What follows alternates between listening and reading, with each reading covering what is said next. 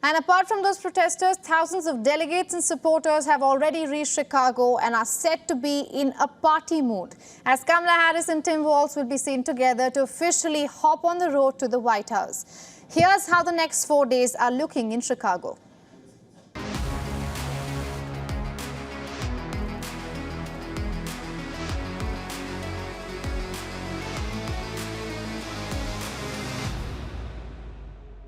This year's convention is taking place at the United Center Arena in Chicago from Monday 19th August to Thursday 22nd August. More than 4,000 delegates will convene, but it will look slightly different from other years, as the Democratic Party has already officially nominated both Harris and Walz through a virtual roll call. President Joe Biden, along with First Lady, will headline the convention on the first night. The crowd will also hear from First Lady Jill Biden, Chicago Mayor Brandon Johnson, Hillary Clinton, and other Democratic leaders. Day 2 will see Democrats' favorite, former President Barack Obama, take the stage. His theme is expected to be a bold vision for the future.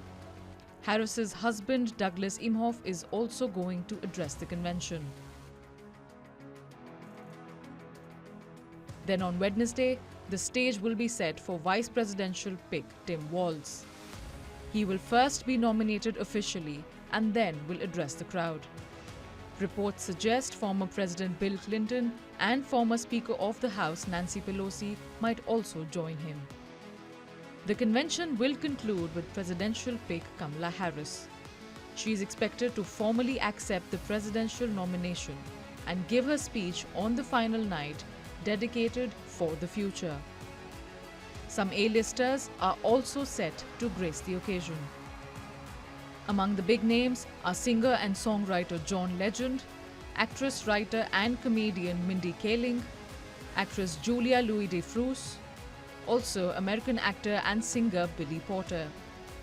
The enthusiasm marks a major turnaround from mid-July, when George Clooney and other frustrated stars publicly called for President Joe Biden to exit the race.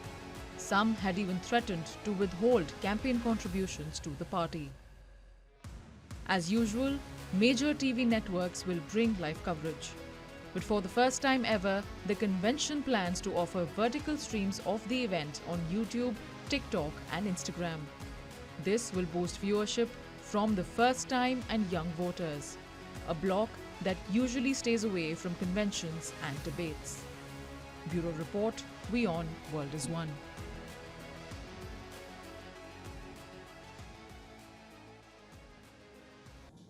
And to take this further, we are being joined by Peter Kuznick, Professor of History at American University from Washington, D.C. Professor Kuznick, good to see you as always. Let me come to you with the latest national polling we have. Kamala Harris is leading at 49%, Donald Trump is at 45%. There's a 4% difference. I want to ask you, can this 4% be made or broken in this DNC? Well, actually, even more significant is that the latest polling shows Kamala Harris up by 4% in the major swing states. And she now is also leading in North Carolina and Arizona. So she has a clear path to victory. And if we watch what Trump's been saying lately, he seems more and more desperate. He's off message. He's not talking about policy. He's making personal ad hominem attacks against her, and they're falling flat. And so I see now with the convention and with the way the campaign is going, Harris is likely to actually increase her lead. And so that's going to make Trump more desperate. And we know the more desperate that Trump feels, the more he acts out in seemingly illogical and offensive ways. Professor, then would you not agree with those people who are assessing that this is just Kamala Harris's honeymoon period? We don't know how long the honeymoon period is going to last. It's lasted for the past month, and it's got to last for another few months. So it could be a honeymoon that lasts until the election. And if that's the case, then Harris will win handily. Absolutely. I understand your point because it's just 80 days to go for elections. But one of the criticisms coming this way is also that Democrats will be divided when it comes to economy, when it comes to the Israel-Gaza war. We know what's happening outside the United Center in Chicago. Especially around the Israel-Gaza war, because Biden has been the one providing 70% of the arms that the Israelis have been using to slaughter the Palestinians. And so that does not sit well with many Americans. It certainly doesn't sit well with younger Americans and people of color. Now, Harris has tried to subtly differentiate herself from Biden. Her comments have been much more sympathetic to the Palestinians than Biden's have to the victims in Gaza. So there's going to be a protest, and it's going to be inside the convention with the delegates, and it's going to be outside the convention in the streets, in some ways similar to what we saw back in 1968. And I was there in 1968 in Chicago. I'm old enough to remember what happened there.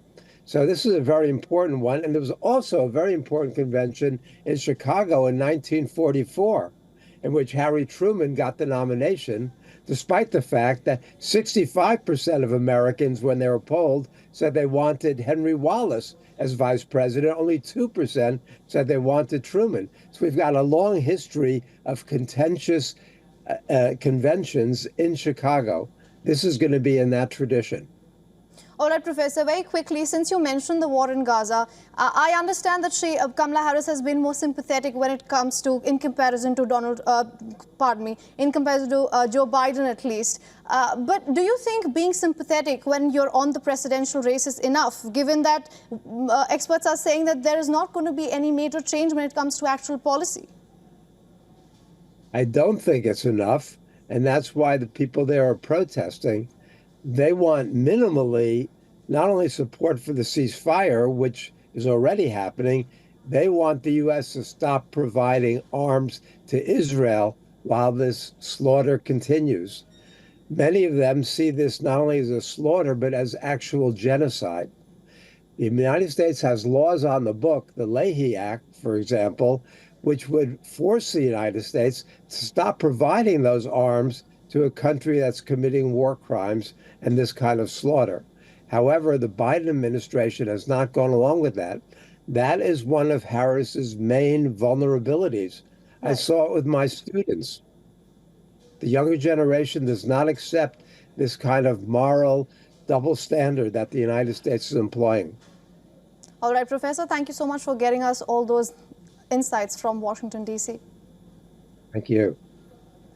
Now, as the highly speculated DNC kicks off, here's what the supporters gathering at the Windy City and rallying in other states have to say. Very excited for this week. I'm from North Dakota, so Minnesota and Governor Walz as the vice president has been very exciting for us in the Midwest, as well as the potential first woman president of the United States of America. I am beyond excited for this week of a joy fest. I just feel like everybody's ready. It shouldn't matter if you're a man or a woman and what your race is. I think she's the best candidate for the job and that she'll put our country first. I want to hear about, first of all, bringing both parties together. We've got to mend. Our country is in bad shape, and we need to mend. Black, white, Republican, it doesn't matter the party. I want her to help us to come together. I love her. I am so glad to see a presidential nominee who is youthful and joyful, and I think that reflects right back onto the Democrats, and I am so excited to be able to vote for her. My first time voting in a presidential election, and I could not be happier. She's half Indian, and I come from Indian immigrants. My parents are Indian immigrants. Some of my friends who I've been trying to get engaged in this election, they said, oh yeah, I'm going to vote, but they're going beyond saying I'm going to vote. put me to work. I have gotten calls from Michigan, Ohio, California. I'm like, we don't even work in California. And California and Georgia. And what I can tell you is that there's a certain kind of momentum right now. And I hope the Democratic Party actually taps into that and sustains that. And that it's really not just about people voting. People are saying they're ready to get to work. For all the latest news, download the WION app and subscribe to our YouTube channel.